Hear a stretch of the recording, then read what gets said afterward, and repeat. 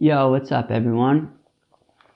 Today we're learning Daf Nun Aleph of Masechta Berachos. We are going to be finishing the 7th parak, starting the 8th parak. Very exciting. Today we're going to talk about some interesting stuff. We're talking about Kos Shel Bracha, all the things that you want to do, all the halachos about how to work with the Kos Shel Bracha, which is interesting. Some interesting stuff about like the Malach HaMaves and all sorts of angels of God, which is also some interesting stuff, if that interests you.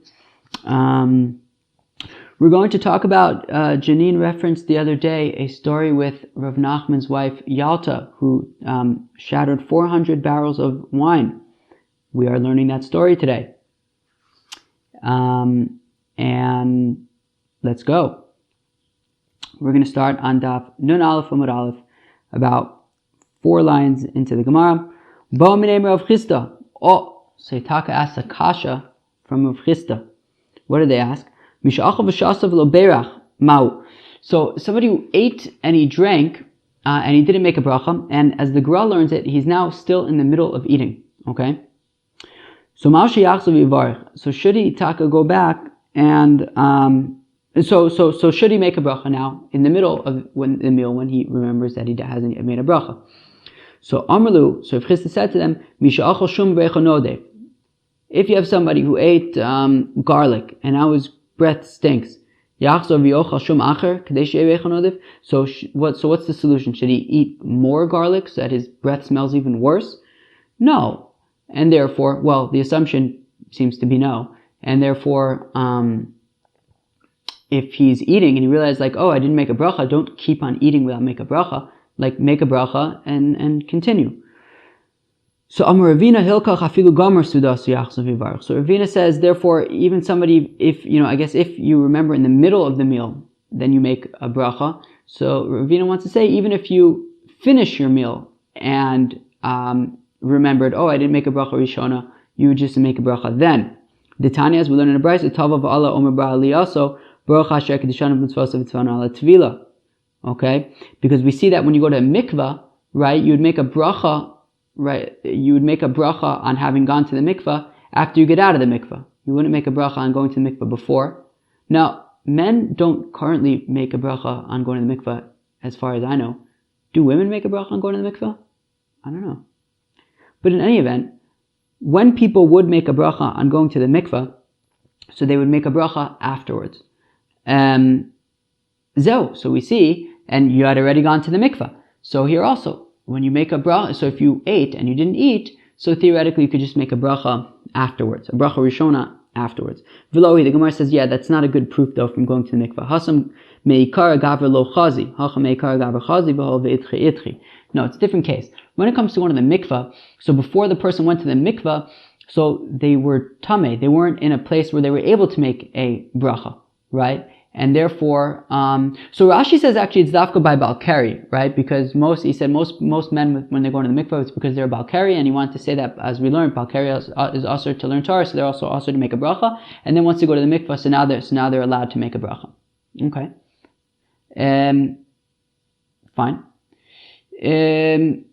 Zelb, when it comes to eating food, so before you ate, you were able to make a bracha, and yet you didn't, and therefore the Gemara wants to say, since you missed out on your opportunity, you simply missed that opportunity. You can't make it up after you're done eating.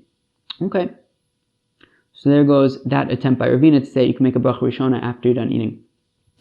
Tana Rabbanan. Okay, we're about to learn about this interesting asparagus kind of stuff. So asparagus apparently seems to be like some kind of like wine that they would drink in the morning. I guess we have coffee, they would have wine. Okay, sounds interesting. Tana Rabbanan, asparagus, yafel lev v'tov le'inayim v'koshkin lifnei me'ayim. Okay, so asparagus is good for the heart, it's good for the eyes, and certainly it's good for the intestines. That sounds to me like borscht. Wasn't that basically the same description that we had for borscht the other day? What do we say about borscht? No, who could tell me? We said tavshil shel tradin yafel lev v'tov le'inayim v'koshkin livnei me'ayim. Oh, it's exactly the same thing that we're saying over here. So I guess take your choice. It's up to you. If you prefer wine, so go for asparagus. If you prefer borscht, go for borscht. Okay. Fine. And somebody who normally consumes this asparagus thing in the morning, it's mamish good for his entire body. But if you get drunk from it,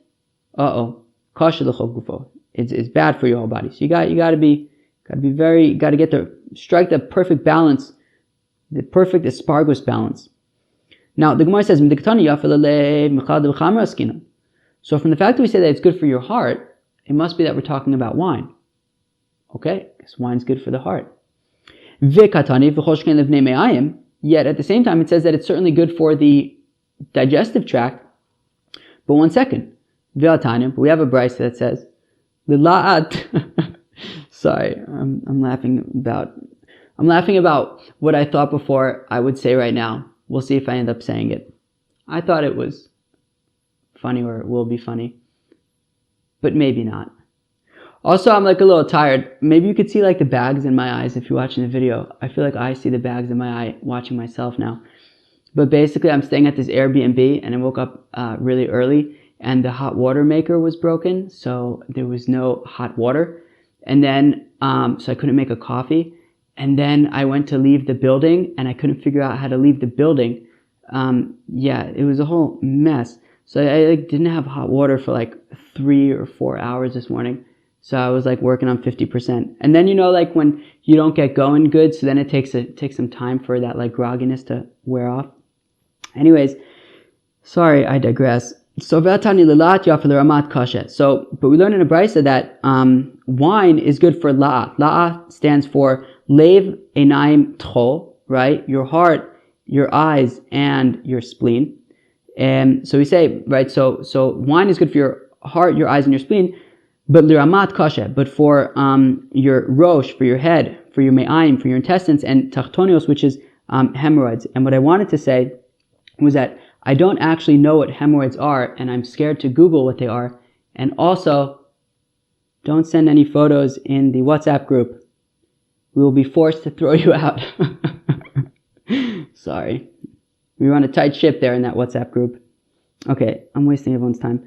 So, how could it be that asparagus is wine if we're saying that it's also good for the intestines? Because we said that asparagus, while it's good for the heart and the eyes, it's not good for the intestines. So kitanya aibim yushan. When it's saying that asparagus is good for your intestines, good for your digestion, it is wine that's miyushan. And Rashi points out that there's actually a difference between yashan and miyushan. Yashan, old wine, is wine from last year, 1 year old, which I think we would generally consider these days to be pretty young. And miyushan is 3 years old, which also nowadays isn't really that old.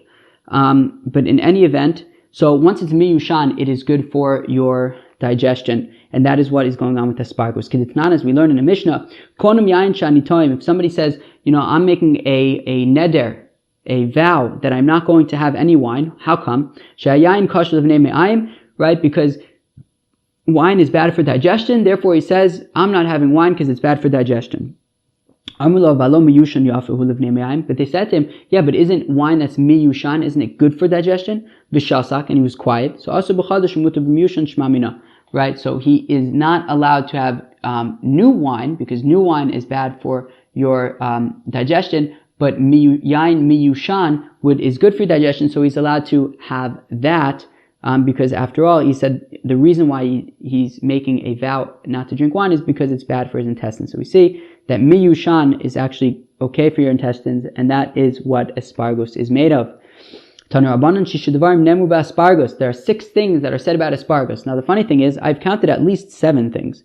So I don't know where maybe they define 6 differently. Just kidding. Ein shos and also elek shuchai umale. So you only drink it when it is raw, when this wine is undiluted. Umale, you have to drink a full cup of it. Mekabu biyamin v'shosei b'smol. Now, you have to receive the cup of asparagus in your right hand, yet you drink it holding it in your left hand. Vein mesichan acharv, you don't speak after you drink it. Vein mafsikin bo, you don't interrupt while you're drinking it. You drink it in one go. Vein machzirin also el mi shenasnu lo. You only return it to the person who gave it to you, nobody else. Barak acharv, you have to spit afterwards. Vein somchen also ela bimino, and you only almost have you only chase it with its own species with its own type. Okay. But one second. But we said that you only sort of, chase it afterwards with bread. So what do you mean, anything that's its type? I thought it has to be bread. So it depends if you're talking about an asparagus made out of wine or an asparagus made out of beer. So interesting, Rashi says that a few interesting things. First, so we said that, if it's asparagus from wine, that's when you would use bread, which is interesting because we're saying that you only would sort of chase it with something that's similar, it's similar types. So I would think that bread would be for beer because beer is usually, at least nowadays, made from barley and wheat, right? Yet interestingly, Rashi said that no, if it's made out of beer, then you would use, if it's date beer, you would use dates, and if it's fig beer, you would use figs. I think that back in the day, back at that time, apparently beer was generally made from either dates or figs. So I guess both wine and bread maybe are things that are sa'id, as we said in Ketzad Mevorchin. So maybe that's what makes wine and bread similar. But in any event, zeo. So when we say that you would have to chase it with bread, at least according to Rashi, that would be if you're having wine asparagus, and if you're having beer asparagus, you would chase it, depending if it's fig beer with figs, with date beer, you would chase it with dates. One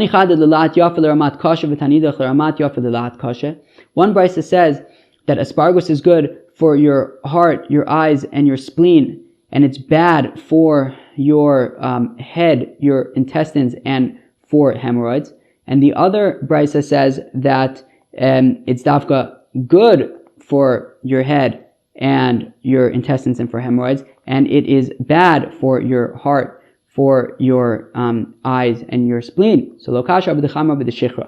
So no problem. It depends. If it's wine, so we said it will be good for la'at and bad for amat. And if it's beer, then it's good for amat and bad for la'at. Okay. One brisa says that if you spit afterwards, then you will get sick, and the other brisa says that if you don't spit afterwards, you will get sick. Also, it depends if we're talking about wine or beer. If it's wine, don't spit. If it's beer, do spit. Amar Vashi, Hasha da'amart lo rak acharav loke, meim of nizokan afil b'fnei hamelech. So Vashi says, so now that you said that you'll get sick if you don't spit afterwards, at least for the beer asparagus, so you could spit even if you're drinking your asparagus in front of the king. Okay? Now says the Gemara, Amar Bishma ben Elisha shlosh dvarim sachli Suriel Sara Pnim. Wow. So Bishma ben Elisha says that Suriel, the Sara Pnim, Rashi, so the minister of the interior, I feel like that's a thing, right? So Suriel, who's like the minister of the interior for God, right? Rashi says, Suriel malachashuv lavo lefnei HaKadosh Baruch Hu. He's a very important angel to come before God. So he told Rabbi Shema ben Elisha three things. Now, if you remember from Daf Vav or Daf Zayin? So on Daf Zayin Amud Aleph, Rabbi Shmuel said that one time, he was the Kohen Gadol, right? And he said that one time he went to offer the incense on Yom Kippur in the Kodesh HaKodashim, and he saw God there, and God asked him to bless him. So Rabbi Shmuel ben Elisha also apparently had an incident with Suriel Sara Pnim. Yeah, he had some interesting incidents. Okay. Anyways, so Suriel Sara Pnim told Rabbi Shmuel ben Elisha three things. Don't take your clothing from your butler in the morning and get dressed. Halvai should have a butler, you know what I mean?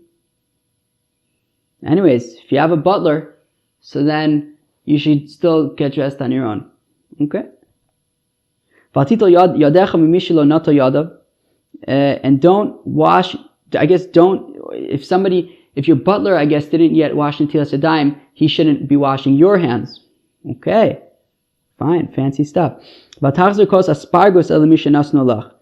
don't return the asparagus cup except to the person who gave it to you. Really practical halachas over here.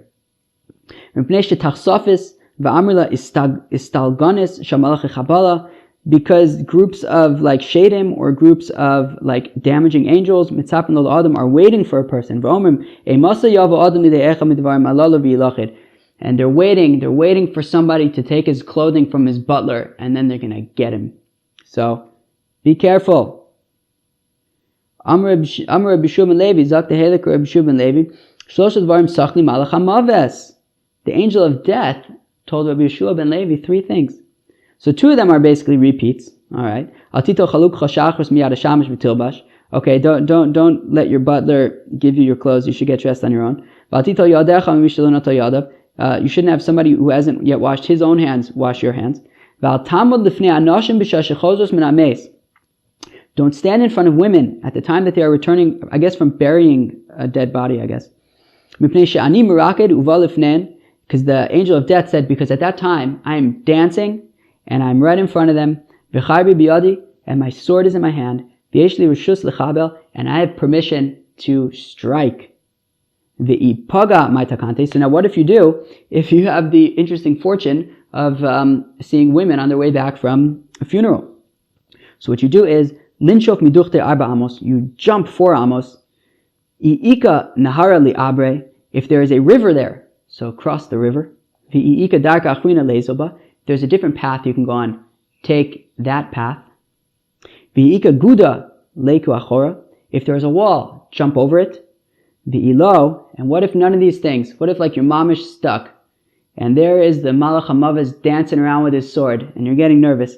So l'hader ape, turn your face, v'lema, and say, Vayomer Hashem el Satan, that God said to Satan, Yigar Hashem b'cha v'gomer, that God should yell at you and get rid of you, adachal minei, until they go away. Isn't there like another story? Maybe it's like in the Omar Megillah or something like that, where you have to also like turn around the other way and say like, the calf at the butcher is sweeter than I am, or something like that. Funny stories.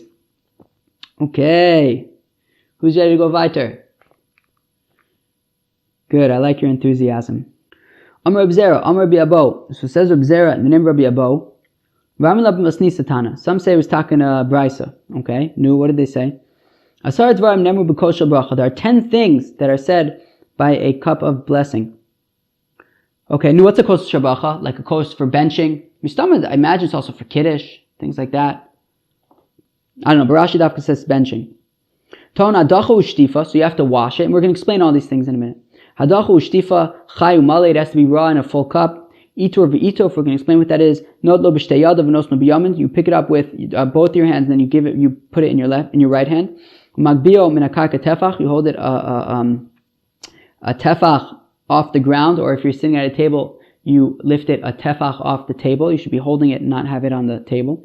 V'nosen einavo, you should look at it. Ve'eshom af mishago b'matona l'anshei veso, and those who say that you even give it as a gift to your wife. Rabbi Yochanan said, Rabbi Yochanan, anu ein lanu ela arba'a bavad. Rabbi Yochanan says we only have 4 of these 10, which are hadacha ushtifa, washing it, chai umale, and it has to be raw and filled up the cup. Here we go. Tana, hadacha mibifnim ushtifim b'chutz. So, okay, hadacha is washing the cup on the inside. So when you have a kosher bracha, you should wash it on the inside. And hadacha and shtifa is mibachutz, you also wash it on the outside. So basically rinse out the cup on the inside and the outside before you use it for kosher bracha. Rabbi Yochanan says, Rabbi Yochanan called mevarich al kos male. Anybody who makes a bracha on a full cup, we give him a inheritance without any borders. That if you fill up, meaning umale berkas Hashem means it's a pasuk by Naphtali in where is this, in Devarim, right? So it says umale berkas Hashem, that his land is filled with the blessings of God. Yam v'darim Yerusha, he will inherit west and south. But the Gemara is making a drasha, Rabbi Yochanan is making a drasha that umale berkas Hashem, that if you fill up a kosher bracha, so then yam v'darim Yerusha, you will inherit land without borders. Rabbi Yosef Rab Chanina Omer Zak Tehelik Rabbi Yosef Rab Chanina Zoche v'nochel shnei olam v'olam haza v'olam haba, you will merit and inherit 2 worlds, this world and the next world. Itur, you should crown your kosher bracha. What does that mean? Rav Yehuda ma'atrei b'tamidim. So Rav Yehuda would basically, when he would make a kosher bracha, he would have all of his students surrounding him. He would have all of his students around him. That's like kavod for the bracha, to have all the students around and he's blessing in the middle. Rav Chizda ma'atule benatle. Rav Chizda would surround the kosher bracha with like smaller cups, right? So this cup was kind of like surrounded with lots of other cups. Okay? You have to sort of edit a little bit this next line. So let's read it with the edit. So chai, when we talk about having that the kosher bracha should be raw, obviously you shouldn't be drinking it raw because we said in the Mishnah that you shouldn't make a bracha until you dilute it, right, with the wine. So Amar of Sheshes ad birkas haaretz. So it's raw until birkas haaretz, till the second bracha, and then you kind of add water to it. Interesting. Okay, ituf.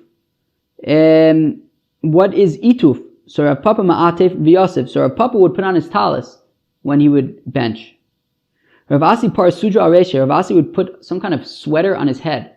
What are we talking about? A turban? Are we talking about a shtreimel? What are we talking about? Is it possible that he wasn't wearing a kippah at all, and then maybe for benching put on a kippah? I don't know. I'm not really sure.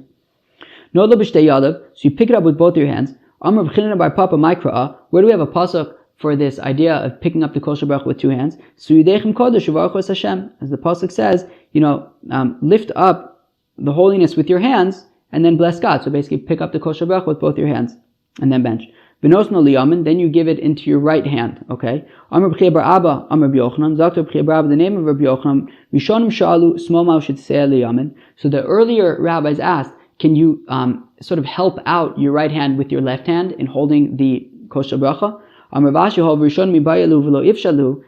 says, since the earlier rabbis asked this question and they didn't get an answer, so we will do l'chumra and not support the kosher bracha with our left hand. So, and then you hold the kosher bracha one tefach above either the ground or the table, depending if you're sitting on the ground or at a table. So, where do we have a pasuk for this? I will lift up the cup of salvation and call out to God.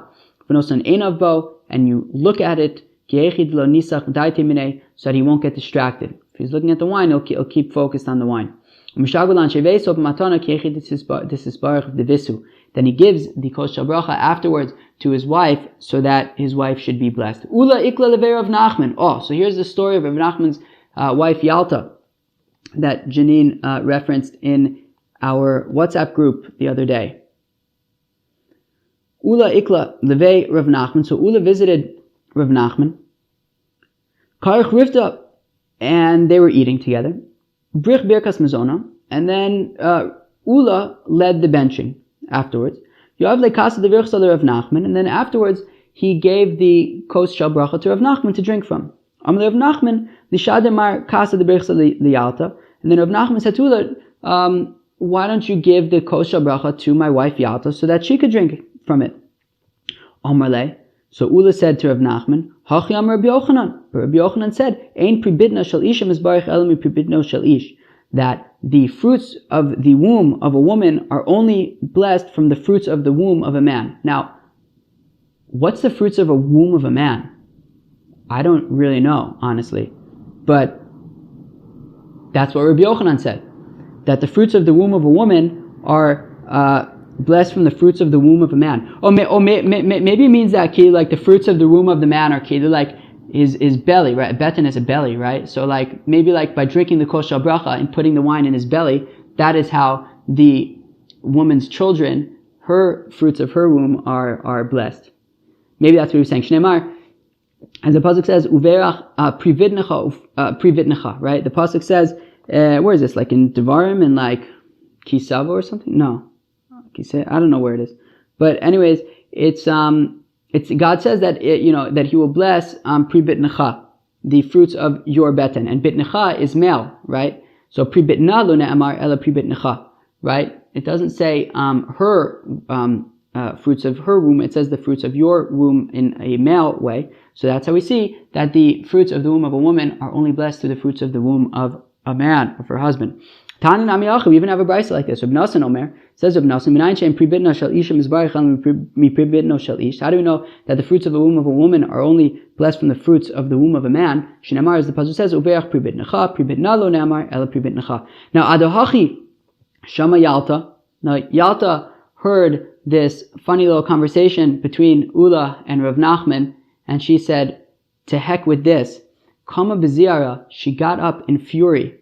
Also levei she went to Rav Nachman's wine cellar. V'tavra arba mea dani de chamra, and she shattered 400 barrels of wine. Amar le Rav Nachman. So Rav Nachman said to Ula, Nishada lamar kasachrina. Maybe Ula, you should give her a different cup of wine. So Shalachla. So then Ula kind of lamely sent to Yalta, Kol ha'navga de Berachos.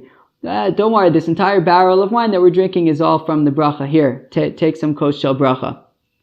Shalchale, she sent back to Ula, Mimahadure mile, from people who, running around on the streets, with Jerusalem syndrome, they always have things to say. Umi smartute kalme, and from rags have lice. I.e., Ula, you messed up. Don't try to, make it up with silly things. Amr of Asi. So there you have it. Yeah, that was interesting. Meaning they were like geeking out on these like brises and stuff like that, but at the end of the day, I think they were missing the point, and they ended up losing 400 barrels of wine.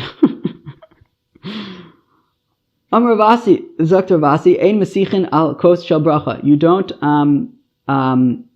talk on a Kos Shel Bracha. So once you get your Kos Shel Bracha, don't talk until you actually bench and use the Kos Shel Bracha. Amr Vasi, Ein Mavarchan al Kos Shel Puranos, and says Vasi, you don't make a bracha on a cup of calamity. My Kos Shel Puranos, what's a cup of calamity? Amr Nachman Bar Yitzchak Kos Sheni, your second cup. I don't know. I guess you shouldn't drink like 2 cups of wine, like only like odd numbers or something.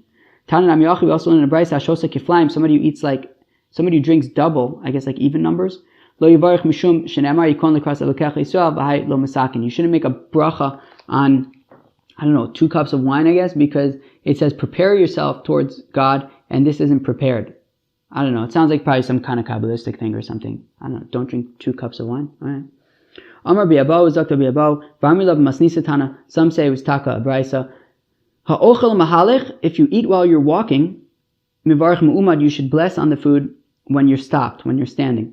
Ushu ochel mu'umad, and if he's eating when he's standing, mivarech miyushav, he should bless when he's sitting. Ushu meisev ochel, and if he's lying down and eating, yoshev mivarech, he should sit up in order to bless. V'yochsa b'chuli yoshev mivarech. The halacha is that you should always just sit when you make your brachas.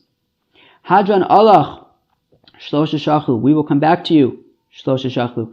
New parak, the 8th parak of Masechta Berachos, Elu Dvarim Sheben Beis Shammai Uvein Beis Hillel Besuda. These are the differences between the house of Hillel and the house of Shammai when it comes to meals. Beis Shammai Omim Mivarech Al Hayom, V'achar Kach Mivarech Al Hayayin. Oh, so when you're making Kiddush on Shabbos and Yom Tov, so we normally say the bracha of Bor Piagafen, and then we say the bracha of Mekadesh HaShabbos. So Beis Shammai would say the opposite. First you would make the bracha of Mekadesh HaShabbos, then you would make the bracha of Bor Piagafen. Beis Hillel suggests that you do like we do, which is to make a bracha first on the wine and then to make a bracha on the day of Mekadesh HaShabbos, or on Yom Tov Mekadesh Par Yisrael Vazmanim, I think. Beis Shammai Yom Zak Beis Shammai Noden Liadayim V'achar Kach Mozgin Es HaKos. If you remember, back in Ketzad Mevorchin, last parak, it's already 2 parakim ago. So they would have this wine before the meal, right? They would get to the meal, they would sit down, they would drink wine, and then they would wash. Then they would eat bread. So Beis Shammai says that first they would wash their hands and then they would drink wine. Beis Hillel says that no, first they would drink wine and then afterwards they would wash their hands and eat their meal. Beis Shammai says that what they would do is after they would wash their hands, they would dry their hands on a towel and then they would just leave the towel on the table, and that's the napkin they would use throughout the meal. Beis Hillel says instead of putting it on the table, put it on your cushion, but and then you would grab your napkin from there throughout the meal. Beis Shammai says that after the meal, you would first clear off the table, and then you would wash my machronim. Beis Hillel says first you wash my machronim, and then you clear off the table. Beis Shammai say that if you only have 1 glass of wine and it's Motzoi Shabbos, and you have to make Havdalah and you have to bench. So what do you do? So it says use that 1 cup of wine and first make a bracha on the Ner, on the Borei Me'orei Eish, and then you would make Birkas Hamazon, and then you would say Borei Minei B'Samim, and then you would say Havdalah on that 1 cup. Beis Hillel Omim Ner B'Samim Mazon Havdalah. Beis Hillel says First you would make a bracha on the candle, then you would make a bracha on bisamim, then you would make a bracha on benching, and then you would say Havdalah. B'Shamai Om Shabar Me'or Ha'esh, V'Sil Om Bari Me'or Ha'esh. So B'Shamai says that the bracha on the fire is he who created the light of fire. B'Sil says he who creates the lights of fire. Ein Mevarchin Lo Ala Ner V'Lo Ala B'Sam Shel Goyim. You don't make a bracha on the candle or on the fragrances of Gentiles. You don't make a blessing on the candle or on the fragrances of dead people. Okay, and not on the candle or the fragrances of idolatry. You do not make a bracha on a candle until you get benefit from its light. If somebody ate and he made a mistake and he forgot and he didn't make a bracha achrona, so Beishamai says you have to go back to where you ate and make a bracha dartin. And Beisil says you could just make a bracha where you remembered. How long is the window that you have to make a bracha achrona? Until the food is digested inside of your tummy. If they were brought wine after the meal, okay. So I guess maybe this is like a reference like that yain shel achar Amazon in the previous in Ketzad Mevarchin as well, right? So in ein sham ela also quotes Beis Shammai Om Mevarch al yain v'achar kach Mevarch al Amazon v'sil Om Mevarch al Amazon v'achar kach Mevarch al yain. So if this is the only cup that they have, so then Beis Shammai would say that first you should make a bracha on the do Birkas Hamazon. No, first you'd make a bracha on the wine, then you would make a bracha on Birkas Hamazon. Beisil says first you would say Birkas Hamazon, and then you would make a bracha on the wine. Vonin amen achar Yisrael amavarich, vein onin amen achar Kusi amavarich at sheyishma kol habracha kula. So you could say amen after a yid who makes a bracha if like you hear the end of it. So like if you hear like Shakoni Ebed Varo, but you didn't hear bracha at Hashem Elokeinu Melech Olam. If it's a yid, so you could say amen. But a kusi, you would have to hear the entire bracha because Rashi points out that because he may have been blessing to the mountain of Grizim and not to God. Okay. So the Gemara, Tanar Banan, Devarim Shebein Beishamai uBeisila Besuda. So we have a brayso that says that the differences between Beishamai and Beisila when it comes to a meal. Beishamai over Mevarch al Yom v'achar kach Mevarch al Yain. So Beishamai had said that first you make a bracha on the day. So first on Shabbos you would say Mekadesh Shabbos, and then you would say Bor Priagafen. How come? Shayom Gorin Liyayin Shiyavo. So he gives two reasons. Reason number one is because it's the day that's causing this glass of wine to come, right? Meaning, how come I'm making a bracha on wine right now? Because I'm making Kiddush. Because it's Shabbos. So because it's Shabbos that's causing me to make Kiddush and drink this wine, so therefore Shabbos is more important than the wine, and it takes precedence, and we should make a bracha on Shabbos first. And reason number two, now, Shabbos already started, as Rashi says, either from the time that he accepted it upon himself or from Tzeis HaKochavim, which is interesting. It says Shabbos starts from Tzeis as opposed to Shkia. I don't know why he says Tzeis specifically. I'm not sure. Maybe that's what he holds, or maybe, I don't know, until then it's a suffix. I don't know. But in any event, Shabbos comes in when Shabbos comes in, even if you haven't yet made Kiddush, right? Kiddush only comes later on, and that's when the wine comes. So therefore, because Shabbos comes in before there's wine, so therefore you make a bracha on the wine first. Beisila gives their own two reasons. First you say Bar Pegaf, and then you say Mekadesh Shabbos, or on Yom Tiv Mekadesh Yisov Azmanim. It's because of the wine that you're saying Kiddush right now, right? If you don't have wine, you're not going to say Kiddush, right? It's only because you have wine that you're able to say Kiddush in the first place, therefore that gets precedence. Dover Acher, or a different reason, Birkas Hayayin Tadir, or Birkas Hayom Eina Tadir. The bracha on the wine is Tadir, right? Whenever I have wine, I'm going to make a bracha of Bar Piagafen, but I'm only going to make Kiddush on Shabbos and Yom Tov. So therefore, wine is constant, and Kiddush is not constant. When you have something that's constant and something that's not constant, the precedence goes to the constant one. Therefore, you're going to say Bar Piagafen first. And the halacha is, of course, like Beis Hillel. My davar acher, how come Beis Hillel have to give two reasons? What do you need that second reason for? So v'chi tema hasan tarte v'achachada achat nami tarte nenu. Because if you're going to say, well, Beis Shammai gave two reasons, and we only gave one reason, well, There you go. We can give you another reason as well. Because wine is constant, and therefore you're going to make a bracha on that first.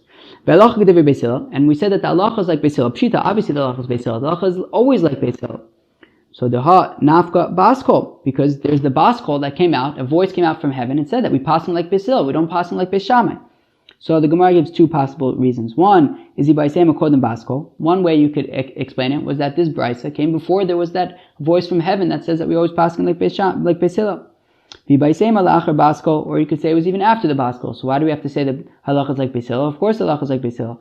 Well, Rabbi Yoshua he da'amei mashkichim bevaskol, because this brisa is like Rabbi Yoshua that says that we don't listen to baskols. We don't listen to voices that come out from heaven, right? And that's a quote from the Gemara that was referenced on Daf Yud Amud Aleph, the oven of Achnai, where Rabbi Eliezer got excommunicated, and a voice came out from heaven and said that halacha is like Rabbi Eliezer, and Rabbi Yoshua said, that's very sweet, but we don't paskin like voices from heaven, we paskin like whatever the rabbis say.